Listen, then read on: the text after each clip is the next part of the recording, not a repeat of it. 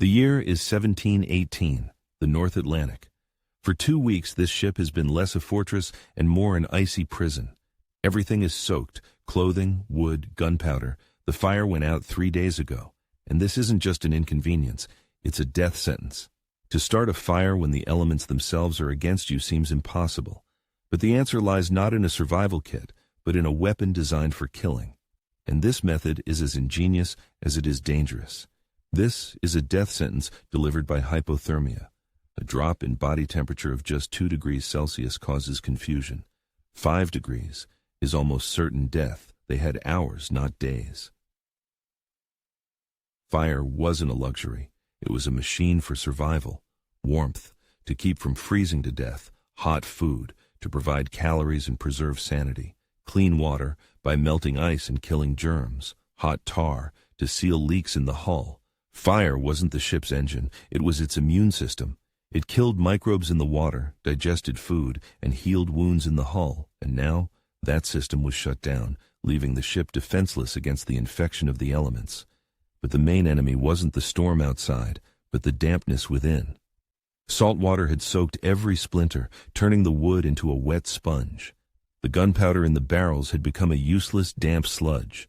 Clothing wouldn't dry, instead freezing solid right on their bodies. Chemistry made the problem worse. The salt in seawater is hygroscopic. It actively pulls moisture from the air. The wood wasn't just wet, it had become a pump, drawing water directly from the atmosphere. The same was happening to the saltpeter in the pet. Gunpowder, turning a formidable weapon into clumps of mud. In the next few minutes, we will break down why all standard methods were doomed. Then, we'll dissect the anatomy of a simple pirate pistol to understand where the key to salvation was hidden. Finally, we will witness the shot that doesn't take a life, but gives it, and understand the physics of this small miracle. We will journey from the macro problem of a frozen ocean to the microscopic miracle occurring on a metal plate the size of a fingernail. We'll break open this 18th century mechanism to understand an eternal law of survival. The scrape of metal on stone. In the dim light, a shower of sparks is struck. They exist. They are real. But each one, falling onto the damp tinder, dies instantly. It hisses and vanishes. To catch this fleeting life, the tinder, a piece of charred cloth, must be perfectly dry. And the last dry piece was washed away by a wave days ago. A spark from a flint and steel is a hot but microscopic particle with minimal thermal mass. Trying to light damp tinder with it is like trying to melt an iceberg by throwing a single burning match at it.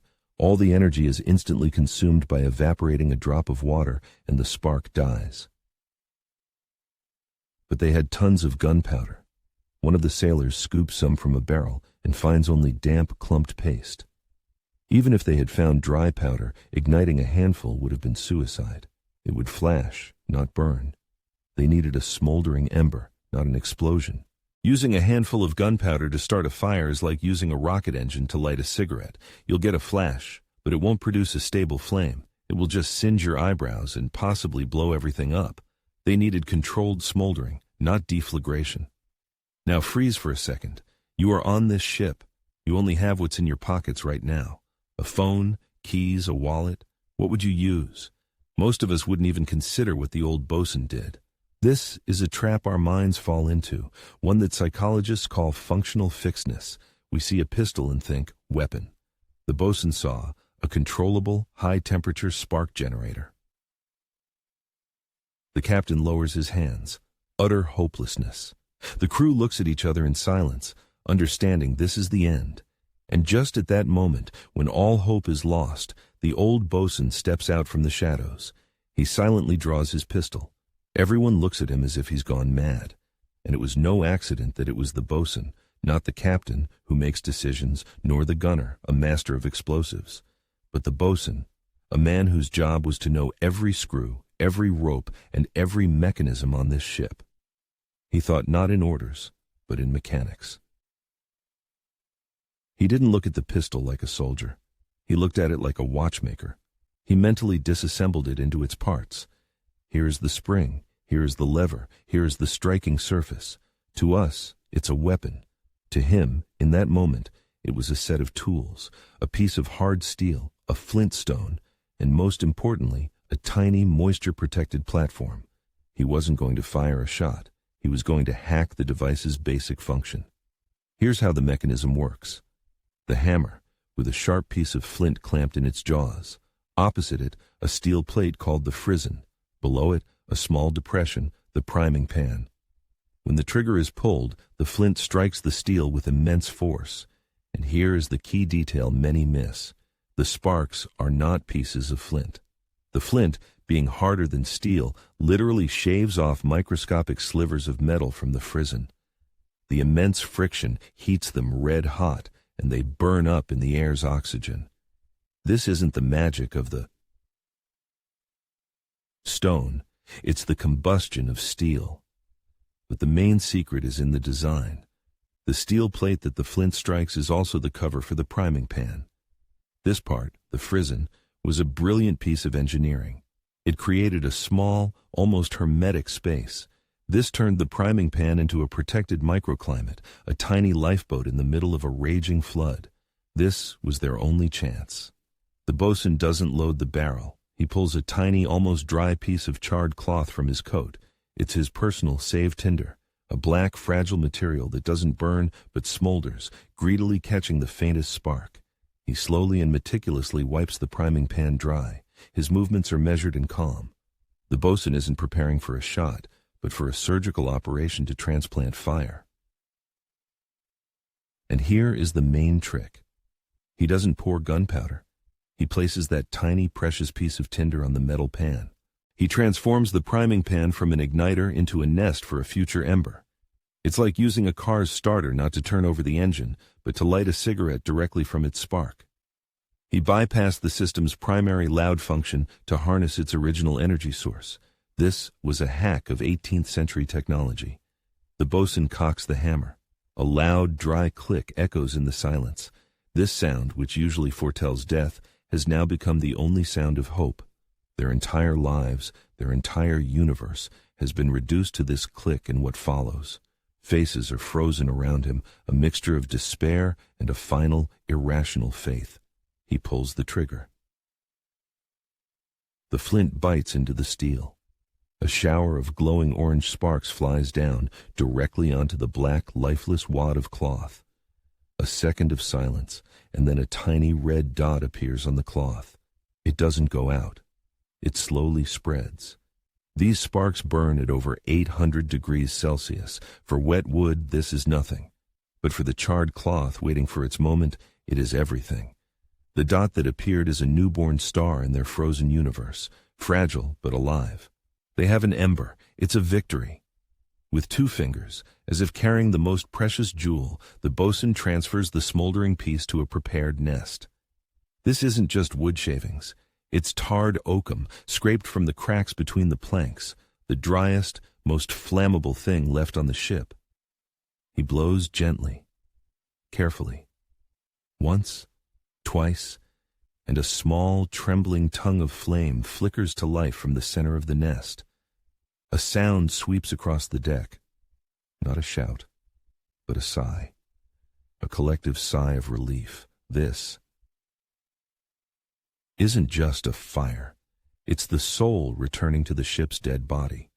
What happened on the priming pan wasn't a miracle. It was pure physics. When flint, essentially silicon dioxide, strikes hardened steel, it literally shaves off microscopic slivers of metal. The immense friction heats these shavings to over 800 degrees Celsius, and they instantly combust in the air's oxygen. That is the spark. These steel particles possess a property scientists call pyrophoricity, the ability to self-ignite in air. The pistol in the boatswain's hands wasn't a weapon. It was a machine for creating pyrophoric iron on demand, reliable and powerful. This is why the char cloth was so crucial. Its ignition temperature is only about 400 degrees Celsius, making it the perfect receiver for the 800-degree sparks. It doesn't burn, it smolders, allowing the ember to be preserved and transferred. Interestingly, this 18th century technology is still the gold standard in survival kits for modern bushcrafters and special forces. Let's rate the ingenuity of this method on a survival scale. Reliability, 9 out of 10. The lock mechanism is simple and effective. Accessibility, 10 out of 10. Everyone had a pistol. Safety, 7 out of 10. Far safer than playing with loose gunpowder. This was an act of engineering thought under extreme conditions. Compare this to trying to make fire by friction. In damp, rolling conditions, the reliability of a bow drill would be 1 out of 10. The pistol method was a victory of mechanics and chemistry over brute force and despair. It was the most high-tech way to make fire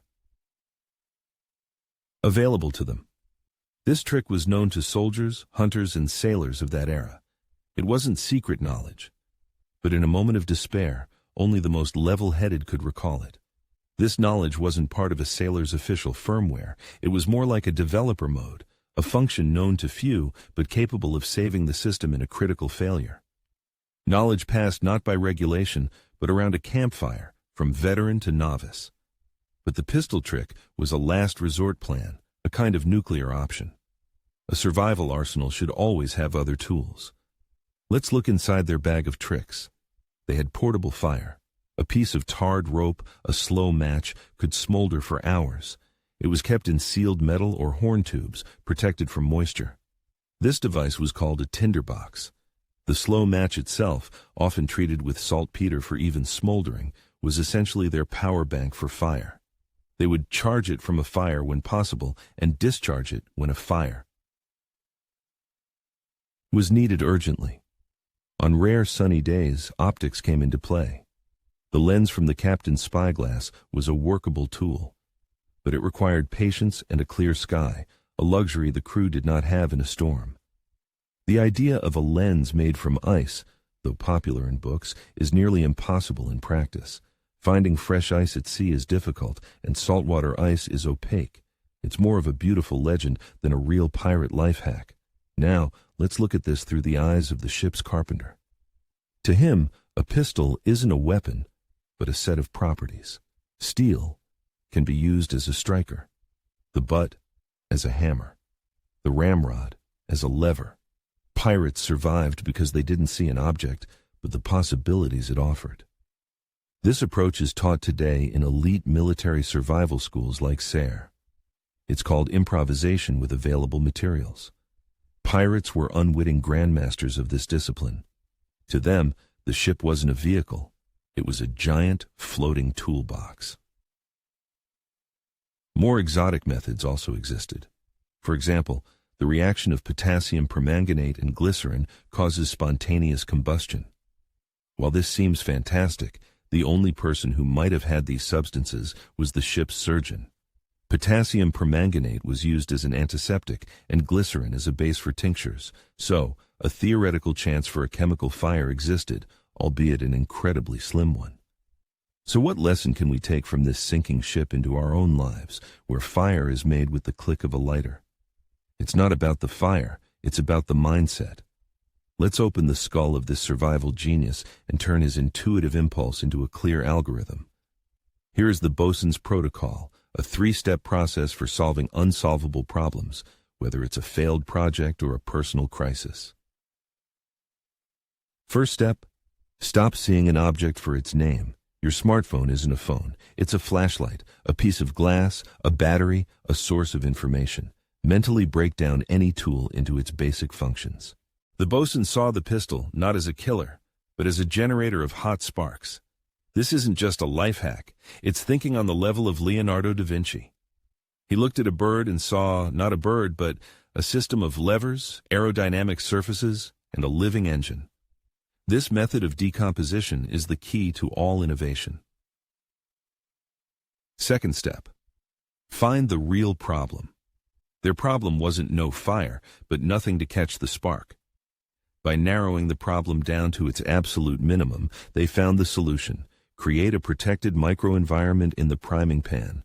Don't solve the global problem. Find and solve its weakest link. In the corporate world, this is called root cause analysis, or Toyota's 5 whys method. The bosun intuitively applied this principle. Why is there no fire? Because the tinder is wet. Why is it wet? Because there's moisture everywhere. He got to the root of the problem and solved that specific issue. Third step. Apply the minimum effective dose. They didn't try to blow up a barrel of gunpowder. They used the minimum action necessary for the maximum result. One spark, one ember. In any crisis, look not for the most powerful solution, but the most precise and safest one. In military affairs, this is called economy of force. The boatswain didn't use brute force. He delivered a precise surgical strike on the problem. And finally, the main question. What impressed you more, the pirate's technical ingenuity or his unbreakable will to live in a moment of complete despair? Write just one word in the comments, ingenuity or will. What was the deciding factor, the brilliant hardware in his hands or the unyielding software in his head? We're waiting for your opinion below.